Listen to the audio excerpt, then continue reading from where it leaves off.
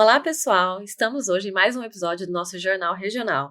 E hoje vamos falar sobre dor aguda pós-operatória e como montar um serviço de dor aguda pós-operatória. Eu sou a Natália Moretti. E eu sou Elaine Martins. A nossa convidada hoje é uma convidada que fez dor comigo. Sou super suspeita de falar, né? Eu vou apresentar a Cíntia Passos.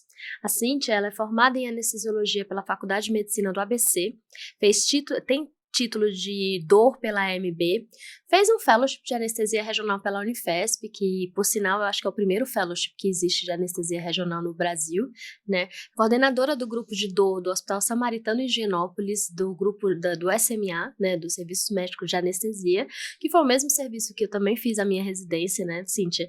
E é membro do núcleo de dor e de anestesia regional da Sociedade Paulista de Anestesia, da SAESP. Cíntia, você tem duas paixões aqui, pelo que eu entendi do currículo, que é dor e anestesia regional, né? Acaba tendo esse intercâmbio disso. E a importância da anestesia regional a gente discute em vários podcasts, mas hoje a gente vai focar muito pela sua experiência como coordenadora de um grupo de dor pós-operatório, de um grupo intra-hospitalar, que também tem pacientes crônicos e abordagem de intra-hospitalar de pacientes crônicos e ambulatorial. A gente tem um monte de perguntas, né, Nath? Porque o tratamento da dor aguda envolve vários aspectos, né? Desde quando a gente fala de gestão hospitalar, envolvem aspectos econômicos e de qualidade percebida do paciente, que hoje é uma preocupação, né? E além de envolver além de envolver o cuidado com o paciente. Então, Cíntia, qual a sua experiência de ter um serviço? Como você faz para abordar? Como foi a montagem? Quais são os argumentos que a gente usa para gestão para convencer que isso é importante? A importância, né, do serviço de dor pós-operatória para você. Exatamente. Meninas, primeiro eu queria agradecer o convite, é uma honra estar aqui, né, no nosso podcast do Jornal Regional. E até a Nath falou, então, como é que surgiu isso, né? Eu acho que toda vez que a gente vai discutir algo, um modelo, né, no mundo médico, a gente tem que entender como é que surgiu e como é que chegou até agora, né? Então a gente pensa o seguinte, que lá na década de 60, começou essa preocupação com o controle da dor pós-operatória, né, até com o conceito inicial de analgesia controlada pelo paciente, pelo Philip Sexer, que foi um dos pioneiros, né, do desenvolvimento da analgesia controlada pelo paciente. Mas esse conceito que ele introduziu em 1965 ficou um pouco esquecido, não estavam dando ainda muito valor a isso. Isso começou a se implementar de fato na década de 80, quando a gente teve o surgimento do primeiro serviço de dor aguda, que foi desenvolvido então lá em Seattle, pelo Brian Reddy e enfim outros médicos. E o modelo inicial descrito era um modelo centrado no anestesista. Então o anestesista, ele vislumbrava uma dor pós-operatória de difícil controle, e aí ele criou então o grupo, e ele era o chefe do grupo, vamos dizer assim. Só que esse modelo, ele era oneroso, tá? Então, lá para a década de 90, eles modificaram. Agora a gente vai fazer um grupo de dor aguda, de controle de dor pós-operatória, mais centrado no enfermeiro especialista em dor. E o anestesista vai ficar lá só como um consultor. Tudo isso foi se desenvolvendo, já teve uma viabilidade até financeira maior, né? E aí a gente já teve, então, na década de 90, aqui no Brasil também, o surgimento dos primeiros serviços de dor aguda. O primeiro serviço é do SMA. Exatamente. O primeiro serviço de dor aguda no país, né, do grupo que você trabalha.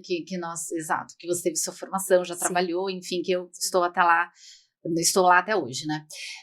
Mas aí, enfim, com a evolução, a gente foi vendo que mesmo esses serviços, eles eram onerosos, né? E a gente não conseguia, como a Nath falou, demonstrar qual é o benefício disso, né? Então, com o surgimento também, com o desenvolvimento das residências de anestesia, a gente começou a contar com a força-tarefa, então, dos próprios residentes, né? Então, hoje, a gente tem diversos modelos de serviços de dor aguda, mas, assim, já se comprovou que o custo com dor crônica, né, que cada vez é mais estudada.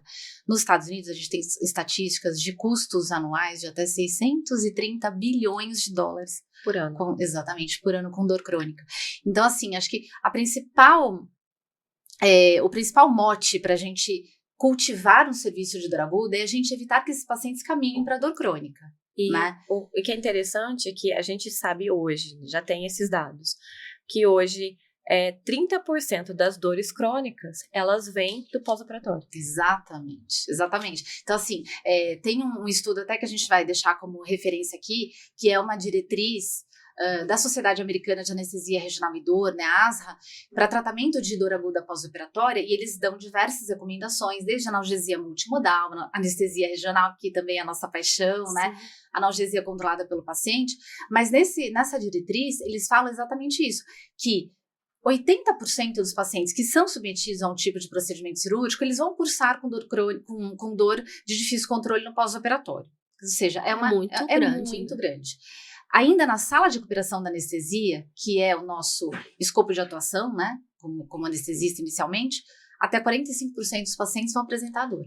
E a cronificação ainda tem diversas, enfim, porcentagens, mas eles falam em até 5% de cronificação de dor pós-operatória.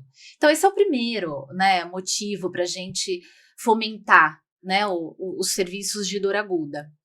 E também a questão financeira, que a gente acabou falando que é importante. E de né? indicadores de qualidade, né? A assistência Exatamente. de um paciente, quando o paciente tem uma experiência, a gente via muito isso, né? A questão de indicadores de qualidade associado à dor intraoperatória, intra-hospitalar. Ela é indicador de qualidade, né, Nath? Você já fez alguns protocolos, né, Nath, com isso. Eu trabalhei, né, tentando fazer controle de qualidade e, na verdade, as duas principais queixas dos pacientes no pós-operatório que impactam na qualidade percebida são dor, em primeiro lugar, e náuseas e vômitos no pós-operatório. Exato. Agora, uma questão importante na questão da dor crônica é porque muitas vezes aquela dor aguda pós-operatória, ela se resolve, aí o paciente fica com uma dor que não é uma dor aguda descontrolada, é uma dor que ele classifica às vezes como leve, né, mas que vai perdurar. Uhum. E aí o grande desafio disso tudo é porque esse paciente, ele vai pro cirurgião, ele fala, eu tenho uma dor subaguda, mas é leve. E aí a pergunta é manejável? Né, você consegue conviver com... A pessoa às vezes está conseguindo conviver com isso, mas a gente já sabe a cronificação da dor tem inúmeros impactos, mesmo uma dor que não seja uma dor nível 10, né, uma dor de alta intensidade. E aí o cirurgião dá alta para esse paciente, porque ele tem uma dor leve, e aí a gente encara isso como normal. Como aceitável, né? Aceitável, isso é completamente aceitável.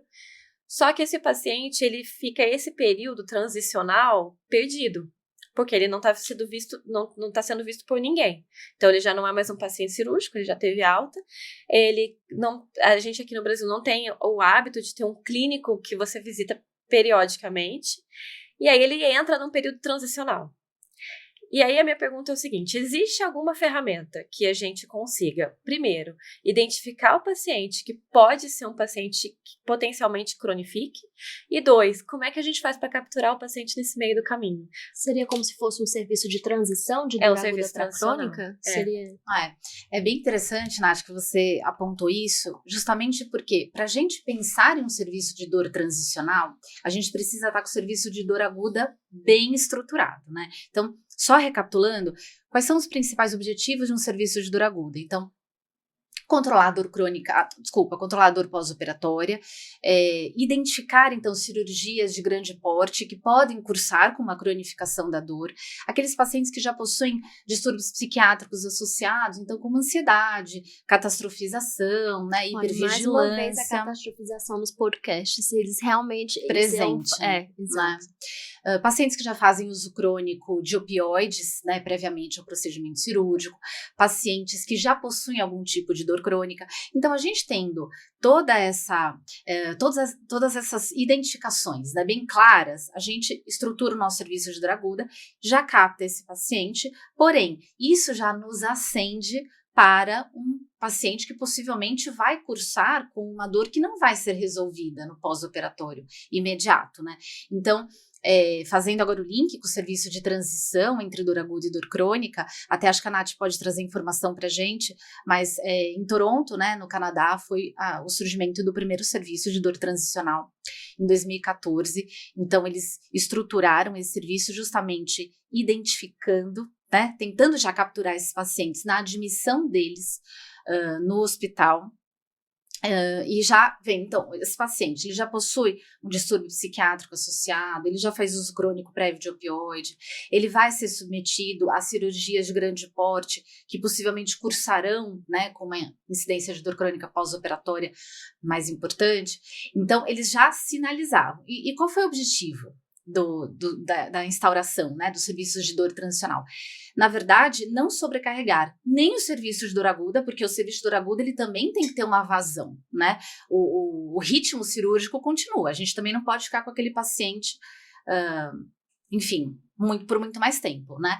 E também eu não quero, ao mesmo tempo, já colocar aquele paciente no serviço de dor crônica. Eu não quero que ele chegue no outro ponto. E uma outra coisa, né, muito importante, né? O opioide. Exatamente. Porque quando esse paciente vai para o médico de família, o ortopedista, o outro médico que seja, qual é a primeira prescrição que ele recebe? Claro. Opioide. Exato.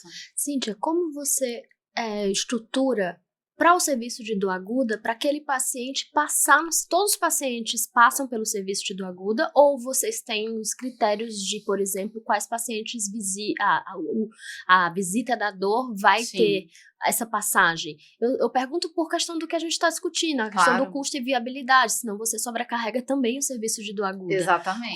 Como atualmente a gente passa critérios de escolha de visita hospitalar dos pacientes pós-operatórios? São aqueles critérios de pacientes mais desafiadores ou você tem mais objetivo?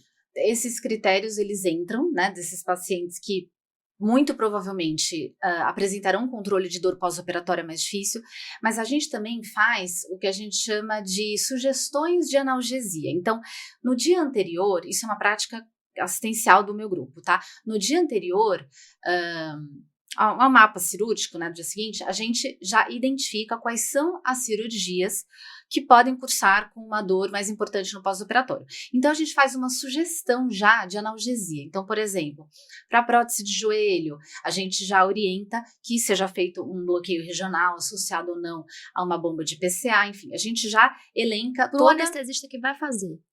Exatamente. Aí no dia da cirurgia, então a gente tem acesso ao mapa cirúrgico no dia anterior, já faz essa sugestão de analgesia e no dia seguinte, pela manhã, a gente já então publica, vamos dizer assim, né, no nosso grupo interno, todas as sugestões de analgesia. E automaticamente, esse anestesista, ou ele acaba executando o que nós sugerimos, ou se por algum motivo, ou por recusa do paciente, ou recusa do cirurgião, essa analgesia não ocorre, eles automaticamente nos sinalizam, tá? E aí, no outro dia, então, após a cirurgia, todos esses pacientes que nós sugerimos, nós automaticamente vamos passar visita.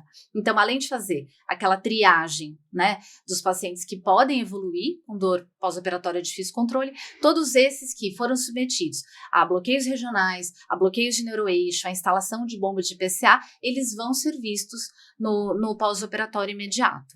Fantástico, um controle, né? Qual o maior desafio dessa gestão de todos esses anestesistas, de toda a parte pós-operatória que você considera para você hoje, atualmente?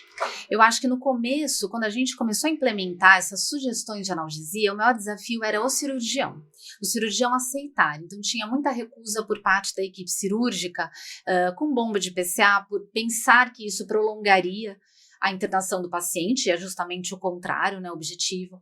Bloqueios de neuroeixo com opioide também acaba sendo um ponto crítico para a aceitação do cirurgião. Então esse acho que foi a primeira dificuldade que nós apresentamos. Conforme a gente foi apresentando os bons resultados de controle de dor pós-operatória, a aceitação por parte das equipes cirúrgicas aumentou muito.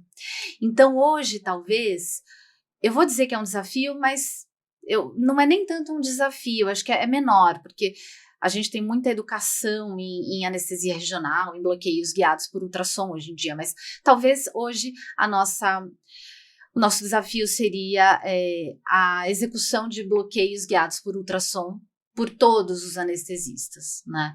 Mas eu acho que isso tá melhorando muito. Melhora bem. A difusão do conhecimento está muito grande. Né? Mas acaba sendo um desafio, né? De padronização, quando você quer fazer protocolos em si. Exatamente. Quando a gente começa a colocar todos esses fatores, porque isso exige tempo e dedicação, né? E muitas vezes a gente aqui na assistência, principalmente do Brasil, porque eu acho que isso engloba basicamente a realidade de todo mundo. As pessoas trabalham em mais de um hospital, mais de uma rede diferente, com diferentes critérios de execução de cirurgia. Os cirurgiões também, às vezes a gente tem a coisa do freelancer, né, de trabalhar com cirurgiões diferentes, então a gente tem muita dificuldade. Que tem uma realidade diferente também, né? Eu tô falando da realidade de São Paulo, né? A realidade de Rio de Janeiro e Brasil afora. Então, assim, a gente tem muitas dificuldades diferentes de trazer essa implementação, né? E muitas vezes, até, por exemplo, de ter uma ultrassom dentro do centro cirúrgico. Então, a gente tem muita variabilidade em termos, falando de Brasil. Sim. E o que eu acho importante é que quando a gente traz essas informações de custo, de viabilidade, de que tipo de conhecimento a pessoa deve ter para implementar, eu acho que a gente facilita muito a execução ou alguém vou fazer isso aqui. Porque é isso que a gente precisa, infelizmente, ou felizmente. A gente estava conversando sobre isso agora há pouco, para a gente conseguir mudar, a gente precisa colocar muita energia. Isso, sim. Toda inovação e mudança, né? Exige das pessoas que estão fazendo essa implementação muita paciência, né, Cíntia? Sem dúvida. E você sabe porque você também participou, né, de implementação de serviços. Mas eu acredito que hoje, com a visibilidade que a dor crônica ela está tendo, né, e com o temor que todos nós profissionais da saúde temos, né, com que ela se instale nos nossos pacientes, eu acho que esse seria o primeiro grande motivo para a gente, de fato, estruturar um serviço de dor aguda e já pensar num serviço de transição, né? Agora, no começo de 2025, os criadores do serviço de dor transicional lá do Canadá, eles publicaram um artigo falando, 10 anos após a criação do serviço de dor transicional, onde estamos, né? Interessante. E aí, no artigo, eles mostram até um gráfico da pesquisa do PubMed de serviços de dor transicional. Lá em 2014, ele coloca, né, tinham 15 artigos. E agora, em 2025, 273 artigos. Quer dizer, significa que isso está se difundindo. A gente tá vendo a necessidade disso. Com certeza. Né, até da captação dos pacientes, para eles conseguirem ter orientações, né? Informação é muito valioso, né? Então, dados e tudo isso precisa ser otimizado para a nossa realidade brasileira. Porque eu acho que o serviço transicional no Brasil ainda não é uma realidade, né, Cíntia? Eu cheguei a trabalhar, assim, é uma parte do meu trabalho, né? A gente fazia um ambulatório de serviço transicional. Então, a gente recebia, basicamente, pacientes pós-operatórios, todos pós-operatórios no Canadá. Então, a gente tinha 2, assim, obviamente, a maioria deles chegavam em uso de opioide. E quem direcionava quem eram as pessoas que direcionavam para esse ambulatório de dor transicional? Quem referenciava era o serviço de dor aguda, os cirurgiões ou o médico de família. Então, quando por exemplo, no pós-operatório, o paciente já ainda estava em uso de opioide, né? No caso do cirurgião, ou ainda referia uma dor relacionada àquela injúria cirúrgica, ele era referenciado. Então, tinham 3 vias de encaminhamento. Então, basicamente, nosso objetivo lá era tirar o opioide e fazer a intervenção. Então, Nath, dura em torno de 6 meses o acompanhamento de serviço de dor transicional, não é isso? 6 meses. Então, basicamente, esse paciente iria para um procedimento ou otimização de medicações de tratamento de dor neuropática, né? Porque normalmente, basicamente, assim, é uma dor que de nociceptiva se transformava neuropática. E isso, assim, quando a gente começa a fazer, obviamente, a dor aguda, a gente já começa a identificar, assim, obviamente com o feeling. Quando você vê aquele paciente que teve uma injúria, né, cirúrgica, e que apresenta característica de dor neuropática logo após o procedimento, claro que você não é você vai ter, mas assim, a gente já sabe que esse paciente não vai evoluir bem. Claro. Sim, e uma coisa que é a importância desses serviços de direcionamento cedo de pacientes que podem evoluir, que realmente é o intercâmbio dessas 3 coisas, né, do cirurgião, do grupo de dor operatório, que tem um know-how de saber avaliar, e do médico que pegou esse paciente depois. Na prática de tratamento de dor crônica, quanto mais cedo você conseguir fazer o diagnóstico de certas patologias, exemplo, dores neurais, ou então uma compressão, ou um problema de dor pós-operatória, muitas vezes da cirurgia e de lesões de algumas coisas que não eram para ter sido lesionadas, por exemplo, que ocasionam em dores neuropáticas mais difíceis de tratar. Tem trabalhos mostrando que depois de 1 ano de diagnóstico, a evolução desse paciente é outra. Então, você ter a possibilidade de captar isso mais cedo para nossa realidade no Brasil, que ainda nem tem esse serviço de transição, é uma chamada, na verdade, para as pessoas pensarem nas possibilidades de tratar, porque é outro tratamento para o médico de dor. É outro outcome, exato, outro desfecho. E o que eu acho interessante é que a gente sempre fala muito de custo, né? E a gente, quando pega trabalho americano, realmente é inviável a gente reproduzir no Brasil. Mas até foi uma das minhas escolhas. Por que eu resolvi ir para o Canadá e por que é tão legal a gente seguir, assim, entender como eles funcionam? Porque todo o projeto, ele é desenvolvido, o sistema é todo público, né? Então, ele é desenvolvido para reduzir o custo. Então, quando eles decidem pagar um médico, né, para fazer aquele serviço e desenvolver aquilo, é porque aquilo traz benefício para o sistema. Então, isso pra gente, assim, os próprios planos de saúde deveriam estar interessados em que isso acontecesse. Sim. O hospital e no serviço, no público, onde a gente, de fato, tem o mesmo objetivo, seria extremamente interessante para desafogar a dor crônica. Exato, que no fundo é isso, né? Exato. Um desses artigos, acho que esse de 10 anos mesmo da avaliação, né, do serviço de dor transicional, ele fala isso. O problema é que às vezes o paciente que não é adequadamente identificado, ele fica voltando e basicamente é com o cirurgião. E o cirurgião não está apto a tratar aquela dor. Então, ele introduz opioide, ele renova a receita, ele fica com aquele paciente muito mais tempo e também onera o serviço, né? Então, se você direciona aquele paciente precocemente para o médico especializado, a sua chance de ter uma resolução, um desfecho melhor e de desafogar o serviço é muito, muito maior, né? Sim. Uma coisa em relação à particularidade de um serviço de dor aguda, que eu sei que nós três temos experiências com esses tipos de serviço, mas muito no Brasil, as pessoas não sabem nem como conduzir, né? Não tem, a maioria dos hospitais não tem serviço de dor aguda.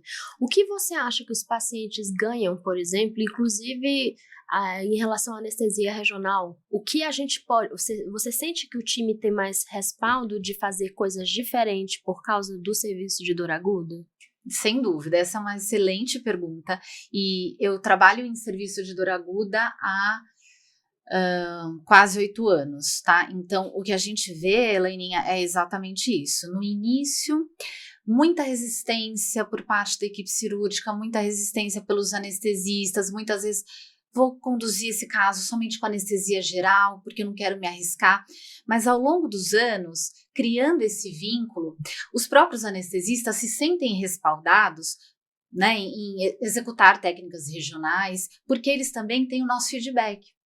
Então, é impressionante a quantidade de mensagens que eu recebo hoje, em comparação a 5 anos atrás, dos anestesistas no dia seguinte. Como que tá o paciente? Como que o paciente tá? O meu bloqueio funcionou? Ele precisou de resgate de opioide em relação a náuseas e vômitos? Então, com certeza, quando eles vislumbram em nós, grupo da dor, um apoio, isso estimula e o anestesista ele não se sente sozinho. Ele não sente que ele vai, por exemplo, instalar uma bomba de PCA. E quem vai ver depois? Será que tá bom? Será que não tá? Quando ele tem o feedback do grupo de dor aguda, não só direciona ele, né? Como muitas vezes eu fiz, olha, o seu bloqueio não ficou interessante, talvez por esse motivo, por esse outro motivo. Então, não só direciona, mas como também estimula. Acho que é fundamental isso. E assim, uma coisa que, por exemplo, para quem não tem serviço de dor aguda, que seria, sei lá, 99,9% do Brasil, eu gostaria muito que os clínicos estivessem escutando isso. Como é que, por exemplo, um clínico do hospital vendo um paciente, qual que seria um trigger para ele falar assim, a partir daqui eu não sei mais, eu não consigo, eu não tenho conhecimento técnico. Porque, por exemplo, se alguém me pedir para tratar hipertensão arterial, eu tenho 2 medicações aqui na minha cabeça. Eu não consigo ir além, eu não tenho conhecimento. Assim como um clínico que está no andar, ele não tem conhecimento, dependendo, passou do opioide ou de alguma outra medicação, acabou, tem um limite ali, porque não é a área de atuação dele. Teria algum trigger, alguma coisa, até que a gente poderia dizer, como é que eu faço a partir daqui?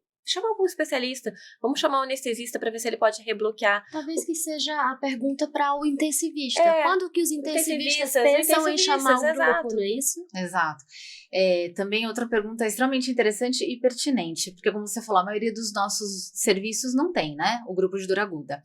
E já me foi pedido algumas vezes ao longo desses anos, Nath, para estruturar um plano de analgesia básico. Eu sei que a gente está colocando tudo. Sim, protocolo. Eu adoro protocolo. A gente, como médico especialista, a gente não seguia, né, por é isso que a gente vai fazer para todos. Não, a gente tem um feeling, né, um olhar muito mais crítico. Mas, acredito que para hospitais, né, serviços que não têm o grupo de dor aguda, a primeira coisa seria estabelecer uma analgesia, uma orientação de analgesia mínima. Então, e nada mais né, surgiu daquela escada analgésica da OMS de 86, que eles viram que ela foi amplamente utilizada, né? É lógico que eu estou simplificando, mas o problema é muito maior. Mas assim, pelo menos ter um norte, uma diretriz de como iniciar o tratamento. O trigger que eu acho que seria mais importante seria esse. Se você está seguindo, né, uma sugestão de analgesia já protocolada, e mesmo seguindo, né, subindo os degraus, você não está conseguindo controlar a dor do paciente, naquele momento você já tem que acionar, né? Acho que o médico anestesista, que seja, né, se a gente não tem um grupo de dor aguda. Agora, uma outra coisa também que é um trigger que eu acho muito importante se você com um opioide forte de horário não está conseguindo controlar a dor, antes de pensar, porque a gente vê muito isso, antes de pensar em associar mais opioides, né? Ou então até aumentar de uma forma que... Ou aumentar de uma forma que você, na sua prática, já está sendo além, ali já é o trigger. Uma coisa que é importante falar, que chegou no opioide, porque falou opioide forte, porque até os próprios anestesistas a gente não tem essa formação muito clara. Então, quando a gente fala opioide fraco e forte, isso significa, a gente não está falando de, eu sou bem mais forte que você. A gente está falando de dose. O opioide fraco é chamado de fraco porque ele tem dose teto. Então, eu já vi muitas prescrições, assim, o paciente está em uso de morfina, já, né, quando chamam a gente, aí a pessoa, resolvi associar um tramal. Sim. É muito comum isso. É muito comum. Então, a pessoa desce a escala pra tentar no desespero. No desespero, né? Tem mais alguma ferramenta. Tem mais alguma ferramenta. E assim, na verdade, você consegue, inclusive, transformar as doses. Então, é por isso que é interessante você ter uma pessoa que tenha o conhecimento do que está fazendo, porque é exatamente como se a gente sentasse no ambulatório e fosse tratar a hipertensão. A gente vai saber passar. E quando começa a aumentar demais o opioide, pra mim é uma luz vermelha, absurda de avaliação de que tipo de dor. Miofascial não melhora de nada com opioide. Tem coisas que... Exato. E aí, às vezes, eles não sabem conduzir as bombas de infusão para controle de dor. E aí também seria uma bela indicação de chamar isso. Sem dúvida, sem dúvida. Acho que bomba de infusão é sinônimo de o anestesista... O ideal, estar passando visita todos os dias, mas se não, pelo menos orientar na sua instalação e no seu manejo inicial, né? Sim. Exato. E o que, por exemplo, quando a gente fala do trigger do protocolo, o protocolo ele não é para o especialista, é para o não especialista. Exatamente. Porque o não especialista, o que ele faz? Eu vou fazer isso, isso e isso. Justamente porque você segue um roteiro e fala, tudo bem, então agora eu chamo ajuda, igual aquela coisa do ACLS. Faço isso, isso e isso, agora chamar ajuda. Sim, tem que ter um pouco tem que ter, né? Porque o não especialista, de fato, ele não vai parar para estudar. Então, aquilo não é especialidade. Então, de fato, ajuda o não especialista a conduzir casos mais difíceis. E é por isso que essa escada analgésica, ela ganhou tanta visibilidade no mundo todo, porque era justamente para tratar uma dor por não especialistas em tratamento da dor, né? Para auxiliar, né? Dar um norte. E existe, inclusive, uma proposta de mudança, né? Da escala analgésica, da escada analgésica. Seu batente, né? Tudo funciona. Aí fica complicado, porque realmente você nunca sabe onde entrar e não. A escala, pelo menos, é um pouco didática, mas completamente concordo em ela ser revista. A gente precisa revisar, assim, em algumas coisas, né? Sugestões. A gente precisa incluir a anestesia regional na escada. Sim. Paciente com catéter. o que eu faço? A intervenção, né? Seria o quarto degrau, né? Isso. Mas o quarto degrau, necessariamente, ele precisa ir na dor forte ou a gente começa antes? É que os intervencionistas falam do batente. Do batente. De intervenção entrar em Qualquer momento. Sim. Exatamente. E na dor aguda, como é que, por exemplo, um paciente com catéter, como é que o não especialista, né? O paciente está com catéter e está com uma dor aguda, já deu um bolos e não melhorou. Como é que o especialista, por exemplo, no meio da noite, que ele não tem contato com o time de dor, o que ele faz nesse momento? Porque Vocês dão essas orientações, né? A gente tem essas sugestões e aí, Nath, cai num outro ponto que é extremamente importante, que a gente vai chover no molhado, mas que é fundamental, né? O tratamento da dor é multidisciplinar, então ele não pode estar centrado no médico especialista. A gente coordena, obviamente, mas a gente precisa de uma equipe multidisciplinar que nos apoie, né, nos momentos, inclusive, que a gente não está no serviço, né? Então, por exemplo, a enfermeira navegadora, especialista em dor, ela consegue fazer um treinamento adequado para enfermagem, né, para manusear bombas de PCA. Então, a psicologia, a fisioterapia. Então, se a gente não deixa o peso só no médico especialista em dor, a gente distribui, a chance de sucesso é muito maior, né? Sim, muito maior, até para a educação do paciente mesmo. Mensagens para levar para casa, Cíntia, assim, resumindo, a Nath sempre resume, né, o podcast no final. No final, acho que as mensagens para casa. Do serviço de dor aguda. Primeiro, identificar o paciente, né? A catastrofização, ela pode ser que a gente consiga colocar isso em ferramentas ou até desenvolva um questionário mais curto para a gente identificar esse paciente. Ansiedade, a gente sabe que libera catecolamina, o cortisol sobe, favorece a dor aguda pós-operatória.